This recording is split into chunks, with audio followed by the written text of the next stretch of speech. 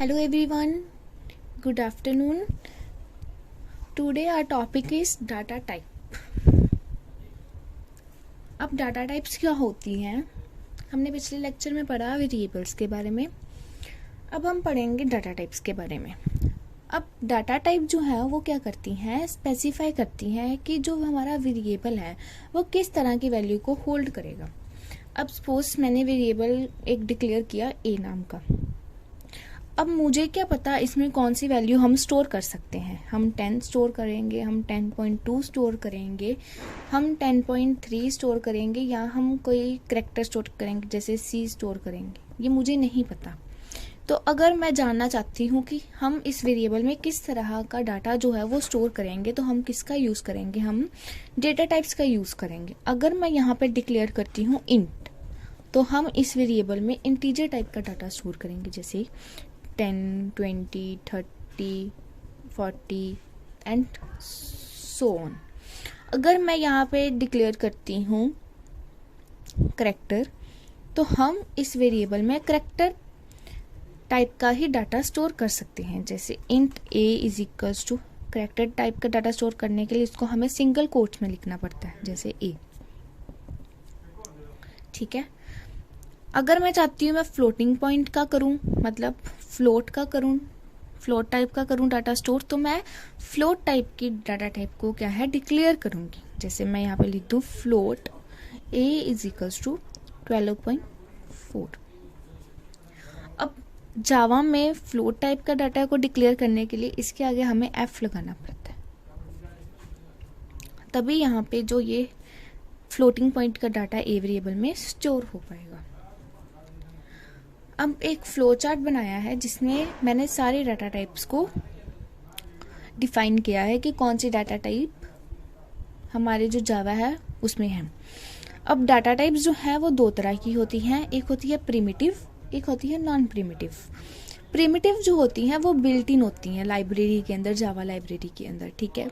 मतलब कि यूज़र जो है वो उसे डिफाइन नहीं कर सकता, ये ऑलरेडी ही हमारी जो जावा लाइब्रेरी है उसमें पड़ी होती हैं. जो नॉन प्रिमिटिव होती हैं वो यूज़र डिफाइंड होती हैं. ठीक है. मतलब कि इसे यूज़र डिफाइन करता है इस डाटा टाइप को. हम इस लेक्चर में प्रिमिटिव ही पढ़ेंगे, नॉन प्रिमिटिव हम आगे चल के पढ़ेंगे. प्रिमिटिव डाटा टाइप्स दो तरह की होती हैं. एक होती है बुलियन, एक होती है न्यूमेरिक. बुलियन जो होती है उसमें क्या है, अगर मैं यहाँ पे डिक्लेयर करती हूँ बुलियन डाटा टाइप, तो जो हमारा ए वेरिएबल है उसमें बस दो ही चांसेस होंगे वैल्यूज आने के, या ट्रू या फॉल्स. या हम ट्रू वैल्यू स्टोर कर सकते हैं इस वेरिएबल में, या हम फॉल्स वैल्यू स्टोर कर सकते हैं. ठीक है. उसके बाद है न्यूमेरिक. न्यूमेरिक के अंदर टू कैटेगरीज आती हैं. एक आती है करैक्टर, एक आती है इंटीग्रल. अब करैक्टर जो है हम डिस्कस कर चुके हैं, करैक्टर डाटा टाइप जिसमें हम करैक्टर ही स्टोर कर सकते हैं. उसके बाद आती है इंटीग्रल. इंटीग्रल की आगे टाइप्स हैं, एक है इंटीजर, एक है फ्लोटिंग पॉइंट. अब हमने यहाँ पे सिंगल पढ़ा कि इंटीजर में हम वही डाटा स्टोर कर सकते हैं जो इंटीग्रल हो, जो डेसिमल में ना हो, जो इंटीजर में हो. अब जो इंटीजर है उसकी भी आगे कैटेगरी है जैसे बाइट, शॉर्ट, इंट, लॉन्ग. अब फ्लोटिंग पॉइंट जो है उसकी भी आगे कैटेगरी है फ्लोट एंड डबल. हम एक एक करके सारी डाटा टाइप्स को डिस्कस करेंगे. So let's start. अब सबसे पहले है Boolean data type. Boolean data type में क्या होता है कि दो ही हमारी पॉसिबल वैल्यूज हो सकती हैं, या तो होगी ट्रू या तो होगी फॉल्स. ठीक है. अब इसकी डिक्लेरेशन सबसे पहले आती है कि इसको हम डिक्लेयर कैसे करते हैं. हमें सबसे पहले बुलियन लिखना पड़ता है इन लोअर केस. देन हमें वेरिएबल डिफाइन करना पड़ता है, और उसके बाद हमें बता देना होता है कि ये इसमें ट्रू वैल्यू स्टोर होगी या फॉल्स वैल्यू स्टोर. जैसे मैं यहाँ पे कर दूँ ट्रू वैल्यू स्टोर हो जाए, साथ में सेमीकोलन. इसको हम ऐसे डिक्लेयर करते हैं. अब हर एक डाटा टाइप के साथ हमें उसका एक प्रोग्राम जो है वो देना ही पड़ेगा. मैं कोशिश करूँगी कि सिंपल से सिंपल प्रोग्राम जो है वो यहाँ पे इस एग्जाम्पल्स में दूँ.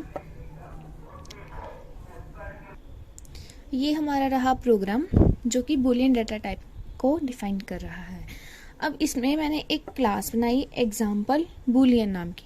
क्लास का नाम कुछ भी हो सकता है, मैंने एग्जांपल बूलियन लिया, आप कुछ भी ले सकते हैं। उसके बाद मैंने मेन फंक्शन को डिफाइन कर दिया, देन मैंने डाटा टाइप डिक्लेयर की बूलियन। बुलियन डाटा टाइप में हमने एक वेरिएबल लिया बी नाम का, जिसमें हमने वैल्यू कौन सी स्टोर की, फॉल्स। यहाँ पे हम ट्रू भी कर सकते हैं क्योंकि हमारे पास दो ही पॉसिबल वैल्यूज हैं इसमें, या ट्रू या फॉल्स। उसके बाद हमने जो बुलियन डाटा टाइप है उसके जो वेरिएबल है उसको प्रिंट करा दिया। अब हम जो हमारी प्रिंट स्टेटमेंट होती है उसके अंदर कैसे लिखना होता है, अब जो स्टेटमेंट हमें एज इट इज़ अपने जो स्क्रीन है वहाँ पे प्रिंट करानी है, जैसे बुलियन डाटा टाइप मैं चाहती हूँ एज इट इज़ प्रिंट हो जाए, तो मैं सिंपली उसको डबल कोट्स में लिख देती हूँ, वो स्ट्रिंग को या वो भी स्टेटमेंट को हम डबल कोट्स में लिख देते हैं। अब मैं चाहती हूँ कि जो हमारा कंपाइलर है वो वेरिएबल की वैल्यू ऊपर से ले, एज इट इज़ ना प्रिंट करते बी को, तो मैं एक ऑपरेटर यूज़ करती हूँ साथ में, कनकैटिनेशन ऑपरेटर, जो इन दोनों स्टेटमेंट्स को इकट्ठा करता है, इसको हम कहते हैं कनकैटिनेशन ऑपरेटर। और बी को मैं डबल कोट्स में नहीं लिखूंगी क्योंकि बी की वैल्यू उसने ऊपर से लेनी है फॉल्स। अब स्क्रीन पे कैसे प्रिंट होगा, मतलब इसकी आउटपुट क्या आएगी, बुलियन डाटा टाइप ऐसे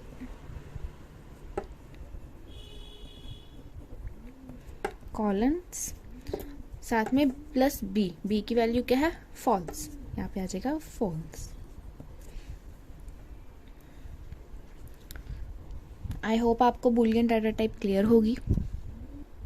अब बुलियन डाटा टाइप के बाद थी हमारी न्यूमेरिक, जिसमें हमने पढ़ा करैक्टर और इंटेग्रल। अब हम बात करते हैं करैक्टर डाटा टाइप की। अब बुलियन डाटा टाइप में हम पूरा बुलियन यूज करते थे, बट अब करैक्टर डाटा टाइप में हम यूज करेंगे कैर। अब जो करैक्टर डाटा टाइप है उसमें क्या होता है कि जो हमारे करैक्टर्स हैं like A B C D and so on, ये हमारे जो वेरिएबल है उसमें स्टोर करती है करैक्टर डाटा टाइप। अब जो करैक्टर डाटा टाइप होती है वो कितने बाइट्स की होती है, 2 बाइट्स की होती है। और करैक्टर डाटा टाइप की रेंज भी होती है 0 to 65536। अब हर एक डाटा टाइप की एक तो रेंज होती है, एक साइज होता है। हम हर एक डाटा टाइप का साइज और रेंज जो है वो डिस्कस करेंगे, ठीक है। सबसे पहले हमें इसकी देखनी है डेक्लरेशन। डेक्लरेशन में आएगा char, name of the variable suppose C है, ठीक है, और उसके बाद मैं लिख देती हूँ सी, मतलब कि जो सी करैक्टर है वो स्क्रीन पे प्रिंट कराना चाहती हूँ मैं, ये क्या होगी इसकी declaration.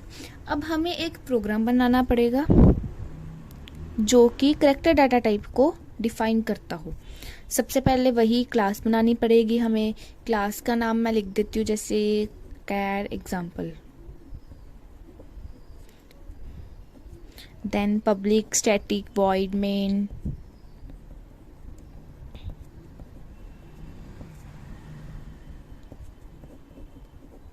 String args।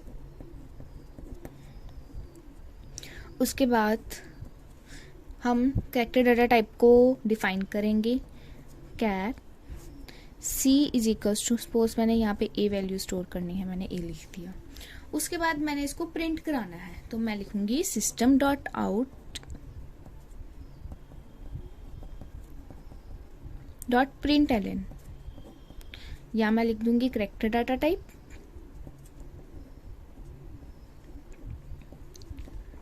Colon plus सी।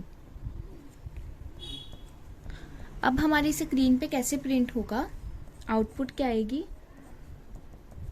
कैरेक्टर डाटा टाइप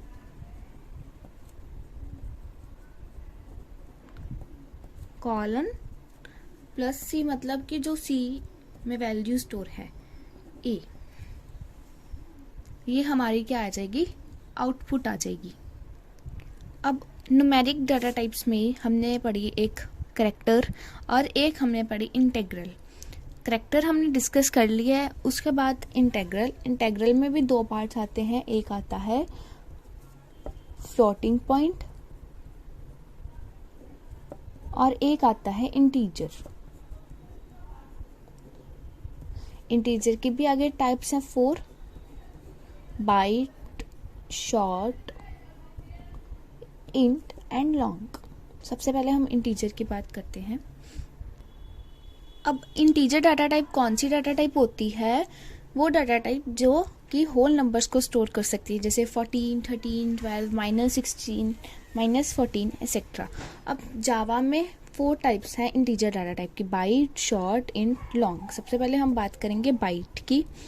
अब जो बाइट है वो सबसे स्मॉलेस्ट डाटा टाइप है इंटीजर डाटा टाइप में से।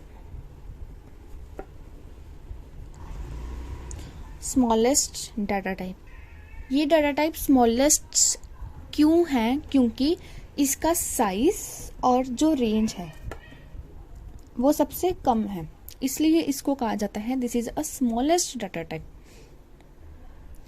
अब हम क्या करेंगे, ये 4 के 4 डाटा टाइप्स को डिस्कस करेंगे। उसके बाद एक ही प्रोग्राम में 4 की 4 डाटा टाइप्स को क्या कर देंगे, डिफाइन कर देंगे। अब सबसे पहले हम बात कर रहे थे बाइट की, बाइट डाटा टाइप की। बाइट डाटा टाइप सबसे स्मॉलेस्ट डाटा टाइप है। क्यों स्मॉलेस्ट है? क्योंकि इसका जो साइज है और रेंज है वो सबसे कम है। अब जो बाइट है उसको हम डिक्लेयर कैसे करते हैं, डिक्लेरेशन। बाइट डाटा टाइप को डिक्लेयर करने के लिए हम बाइट कीवर्ड का यूज करते हैं, फिर वेरिएबल एंड देन जो भी वैल्यू हमने स्टोर करनी है, जैसे 2 स्टोर करना है। अब इसका जो साइज है, बाइट डाटा टाइप का जो साइज है वो होता है 1 बाइट। 1 बाइट का मतलब 8 बिट्स, क्योंकि 8 bits is equal to 1 byte. मतलब कि हम 8 बिट्स ऑफ डाटा ही स्टोर कर सकते हैं बाइट डाटा टाइप में। अब इसकी रेंज क्या होती है?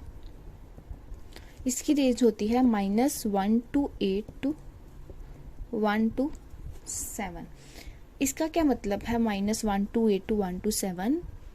कि हम बाइट डाटा टाइप में byte b is equal to 130 store नहीं कर सकते, हम 127 तक वैल्यूज ही स्टोर कर सकते हैं, -128 से लेके 127 तक। इसलिए इसको स्मॉलेस्ट डाटा टाइप कहा जाता है। उसके बाद है शॉर्ट। शॉर्ट डाटा टाइप जो है उसका साइज जो होता है वो होता है 2 बाइट्स, मतलब 16 बिट्स। इसकी रेंज क्या होती है? -32768 to 32767। इट मीन्स कि हम 32767 तक डाटा जो है शॉर्ट डाटा टाइप में स्टोर कर सकते हैं। 32768 डाटा जो हम स्टोर नहीं कर सकते शॉर्ट डाटा टाइप में। शॉर्ट डाटा टाइप को डिक्लेयर कैसे करते हैं? Declaration short a is equals to, suppose मैंने यहाँ पे ले लिया 1600। उसके बाद आती है इंट डाटा टाइप, जो कि मोस्टली यूज होती है। Int data type, int data type का जो साइज है वो होता है 4 बाइट्स, मतलब 32 बिट्स। इसकी जो रेंज होती है वो क्या होती है? इसकी रेंज बहुत बड़ी होती है, -2147483 6482 माइनस नहीं आएगा 2147483 647। मतलब कि हम इतनी वैल्यूज तक इंट टाइप में डाटा जो है अपना स्टोर कर सकते हैं। इन टाइप को डिक्लेयर कैसे करते हैं? Declaration int a is equals to 12645, suppose हमने ऐसे वैल्यू स्टोर कर दी इन टाइप में। उसके बाद है लॉन्ग। लॉन्ग डाटा टाइप जो कि इन इंटीजर डाटा टाइप की सबसे बिगेस्ट डाटा टाइप है। इसका जो साइज होता है वो होता है 8 बाइट्स, मतलब 64 बिट्स ऑफ डाटा ये स्टोर कर सकती है। ठीक है, रेंज होती है इसकी, रेंज होती है -92233722036 854775808 to 92233720368547755807। ये रेंज हमें कभी याद नहीं होगी। बस हमें इतना पता होना चाहिए कि जो लॉन्ग डाटा टाइप है उसकी रेंज सबसे ज़्यादा होती है। ये दोनों की रेंज हो सकती है, या तो ये हम कर सकते हैं या तो ये हमें कर लेनी चाहिए। उसके बाद जो लॉन्ग है उसकी डिक्लेरेशन, इसकी डिक्लेरेशन कैसे होती है? लॉन्ग, सपोज वेरिएबल का नाम है b इज इक्वल्स टू, मैंने डाटा इसमें स्टोर किया 12896, इसके जो हमारी जो वैल्यू है इसके आगे लगेगा l। ये होती है declaration of long data type. ये हमारा इंटीजर डाटा टाइप का प्रोग्राम है जिसमें हमने byte, short, int and long 4 के 4 डाटा टाइप्स डिक्लेयर कर दिए हैं। उसके बाद हमें इनको प्रिंट करा देना है। system.out.println बाइट प्लस p, ऐसे ही system.out.println, मैंने पूरा नहीं लिखा बट आपने पूरा लिखना है प्रोग्राम में, शॉर्ट प्लस s, ऐसे ही system.out.println int plus i, system.out.println long plus l। ये हमारा प्रोग्राम है इंटीजर डाटा टाइप का। उसके बाद है floating data type. Floating data type कौन सी डाटा टाइप होती है? जो फ्लोट टाइप का डाटा जो है वो स्टोर करती है। मीन्स जो डाटा डेसिमल पॉइंट्स में होता है, डेसिमल की फॉर्म में होता है, वो फ्लोटिंग पॉइंट डाटा टाइप जो है वो स्टोर करती है। जैसे 13.26, 13.42, ऐसा डाटा जो है वो floating point data type store करेगी। इसमें हमने दो पढ़ी, एक फ्लोट, एक हमने पढ़ा डबल। अब सबसे पहले बात आती है फ्लोट डाटा टाइप की। इसको हम कैसे डिक्लेयर करते हैं? Float f is equals to 2.5, ये किसकी डिक्लेरेशन है? फ्लोटिंग पॉइंट डाटा टाइप की। अब जो फ्लोटिंग पॉइंट डाटा टाइप है इसका जो साइज होता है वो होता है 4 बाइट्स, मतलब 32 बिट्स।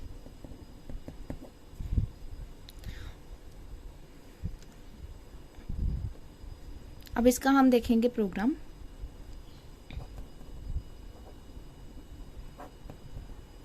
या फिर इसके भी ऐसे करते हैं, डबल को भी डिस्कस कर लेते हैं और इकट्ठा ही प्रोग्राम बना देंगे। अब डबल डाटा टाइप में क्या होता है? जो हमारा साइज होता है वो बढ़ जाता है। Double d is equals to 2.664,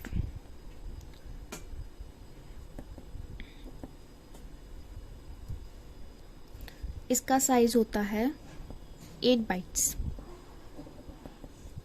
मतलब 64 बिट्स। अब इसमें क्या है फ्लोटिंग पॉइंट और फ्लोट में और डबल में डिफरेंस? अब जो फ्लोट है उसमें हम डेसिमल के बाद एक प्रिसीजन की वैल्यू को ही स्टोर कर सकते हैं। जो डेसिमल के बाद वाला डिजिट होता है उसको हम कहते हैं प्रिसीजन। और जो डबल होती है इसमें हम मल्टीपल प्रिसीजन वैल्यू को स्टोर कर सकते हैं। अब इसका भी प्रोग्राम है।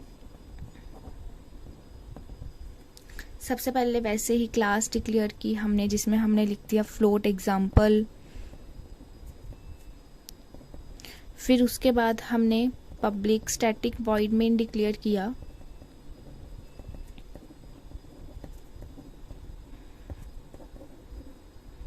स्ट्रिंग आर्ग्यूमेंट्स उसके बाद मैंने दोनों डाटा टाइप्स को डिक्लेयर किया। Float f is equals to 2.5, double d is equals to 2.665। फिर उसके बाद हमने इनकी वैल्यूज को प्रिंट करा दिया। System dot out dot println float plus f। ऐसे ही डबल की वैल्यू को प्रिंट करवा के हमारी ब्रैकेट्स बंद हो जाएंगी। This is all about data types. I hope आपको डाटा टाइप्स समझ आया होगा। अगर आपको नहीं आया तो प्लीज़ मुझे कमेंट सेक्शन में बताइए ताकि मैं अपने आप को इम्प्रूव कर सकूं। Thank you.